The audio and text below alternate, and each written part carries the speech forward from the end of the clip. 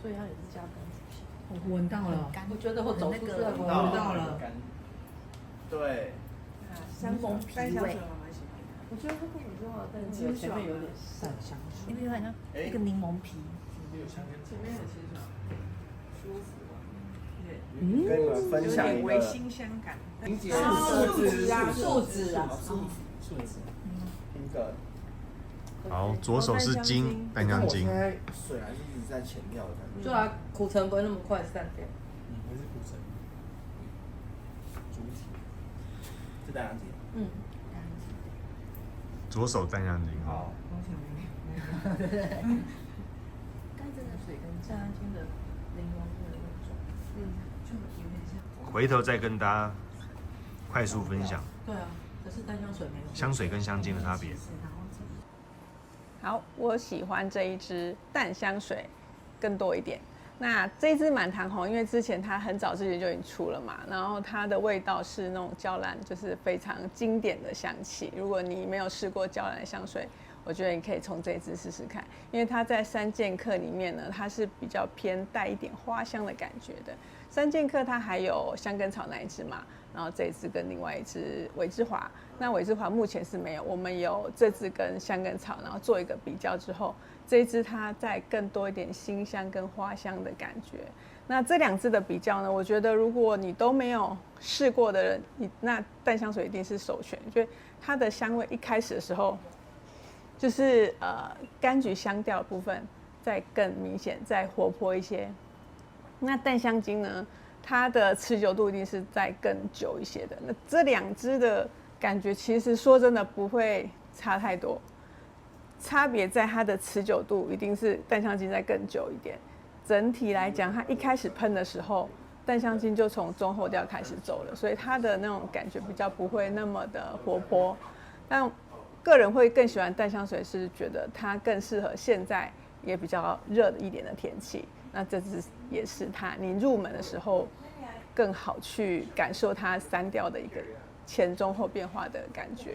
所以我觉得这支如果两支来选的话，会更喜欢这支多一点。好，所以你喜欢淡香水？对，我喜欢淡香水多一些。对，看你个人喜欢它的走法。如果你不喜欢就是柑橘它一开始太显香的感觉，那后面这个淡香精是从中后调开始走，你就会觉得一开始就是走它整体的香味带给你的一个气味的那种feel 这样子。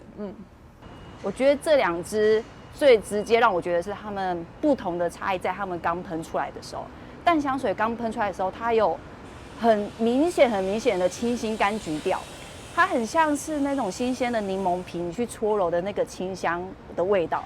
然后它其实也有很像，不知道大家有没有吃过那个日本的海盐柠檬糖果哦，它那个味道我觉得非常的像。然后呢，淡香精的部分，我觉得它虽然也有一点柑橘调，但我觉得它其实更着重在它的木质皮革的味道，反而更成熟，然后那个味道更厚实。那淡香水反而是因为它的那个很清新、很强调的那个柑橘味，我觉得它反而很年轻、很活泼。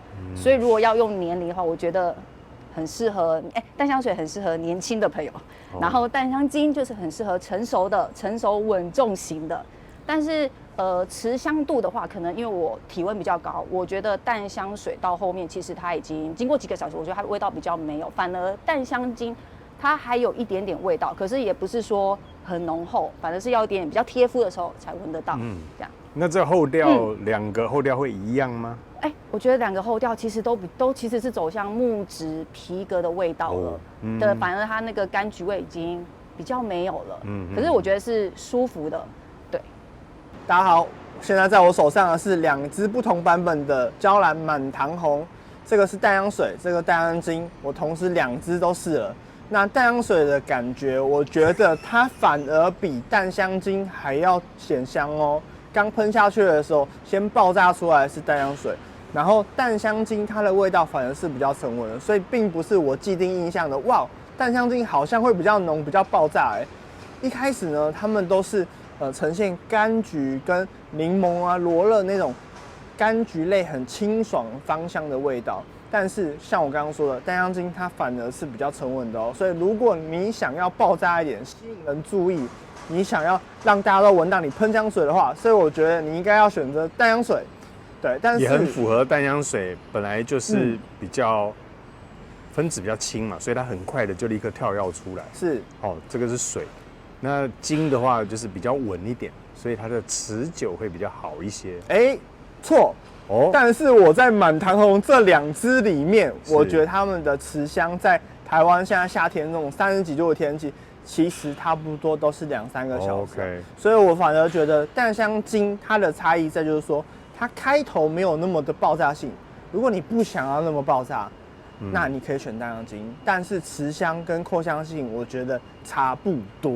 好，谢谢学姐帮我们介绍相当经典的娇兰满堂红淡香水跟淡香精的差别。我觉得新的满堂红，它在淡香精，我先讲淡香精好了，因为我觉得它有保有原本满堂红的香味。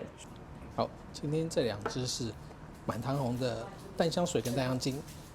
那淡香水喷出来有一种很像一个穿着皮衣在日间就是奔驰在马路上的骑士，那它带着一种花香奔放的感觉，让我觉得一种清新优雅有自信的骑士在日间奔驰着。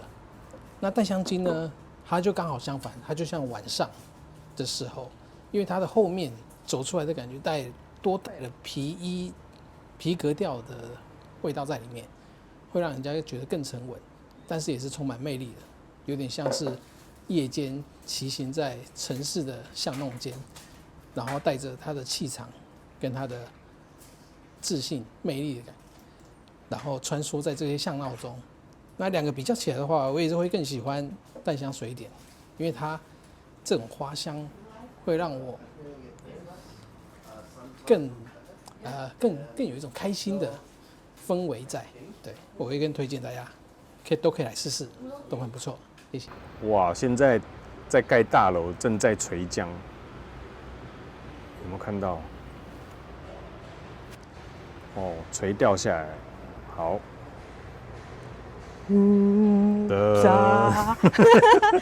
今天要分享满堂红，这边是 EDT 跟 EDP， 我觉得2支是完全不一样香味的香水。